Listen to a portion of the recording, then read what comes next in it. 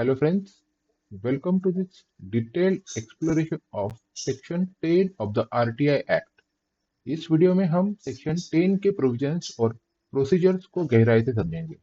ये section information access का एक इम्पोर्टेंट एस्पेक्ट है जो एग्जेम्प्ट और नॉन एग्जेम्प्ट इंफॉर्मेशन के बीच का बैलेंस बनाता है।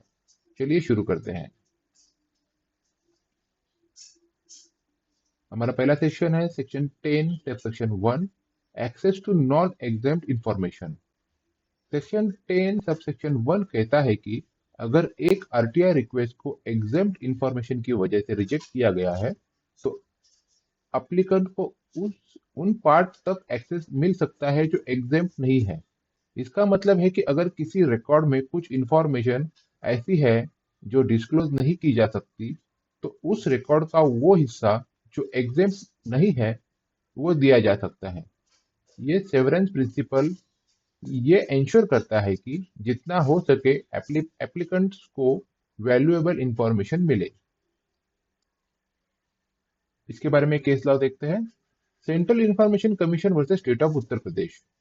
इस केस में कोर्ट ने कहा है कि एप्लीकेंट्स को नॉन एग्जाम इंफॉर्मेशन तक एक्सेस देना जरूरी है।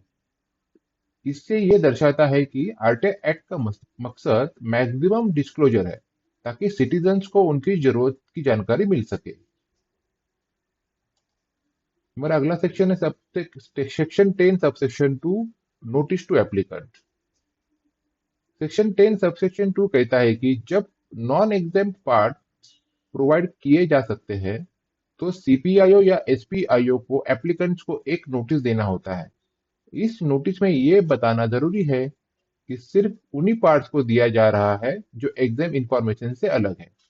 नोटिस में ये भी इंक्लूड करना होता है कि डिसीजंस के पीछे क्या रीजंस है, किस मटेरियल पर ये फाइंडिंग्स आधारित है और डिसीजन देने वाले का नाम और डेजिग्नेशन क्या है। ये ट्रांसपेरेंसी को बढ़ावा देता है।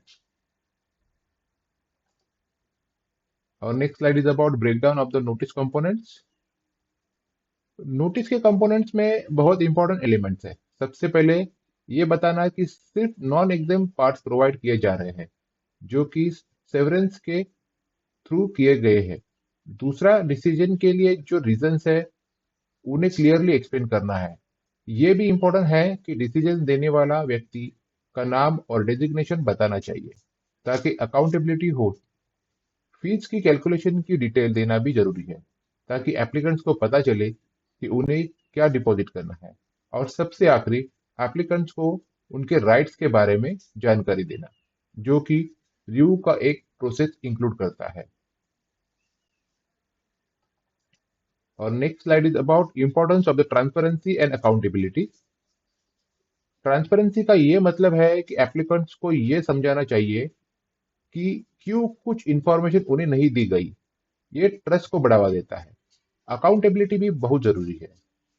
जब डिसीजन मेकर का नाम होता है तो वो अपनी डिसीजन के लिए रिस्पॉन्सिबल होता है जो कि पब्लिक अथॉरिटी को इस प्रोसेस में समर्थन देती है। अब कुछ टेकअवेज पॉइंट लेते हैं सेक्शन 10 से। सेक्शन 10 के टेकअवेज है, पहला, नॉन एग्जाम इंफॉर्मेशन तक एक्सेस का राइट। दूसरा, clear communication through mandatory notice. और तीसरा, एप्लीकेंट्स को उनके रिव्यूज राइट्स की जानकारी मिलनी चाहिए। ये सब मिलकर एक रोबस्ट आरटीआई फ्रेमवर्क बनाता है। चलिए अभी कुछ केस लॉ देखते हैं। पहला, Subhash Chandra Agarwal versus Delhi Development Authority. इस केस में कोर्ट ने यह स्पष्ट किया है कि एग्जेम्प्ट इंफॉर्मेशन को नॉन डिस्क्लोज करना ऐसा होना चाहिए कि नॉन एग्जेम्प्ट इंफॉर्मेशन की डिस्क्लोजर पर कोई प्रभाव ना पड़े। ये प्रिंसिपल ये दिखाता है कि आरटीआई एक्ट का मकसद इंफॉर्मेशन का मैक्सिमम डिस्क्लोजर है।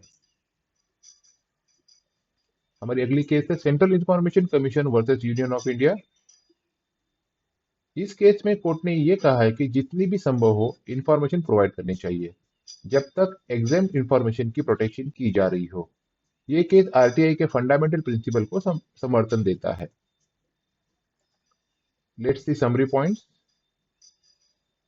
समरी में सेक्शन 10 के की पॉइंट्स है, access to non exempted information, mandatory notice देना और ट्रांसपेरेंसी और अकाउंटेबिलिटी का होना। ये सब आरटीआई प्रोसेस में ट्रस्ट और कॉन्फिडेंस बनाए रखने के लिए बहुत जरूरी है। अगर आपको ये वीडियो इंफॉर्मेटिव लगा हो तो लाइक और सब्सक्राइब जरूर करें। Thank you.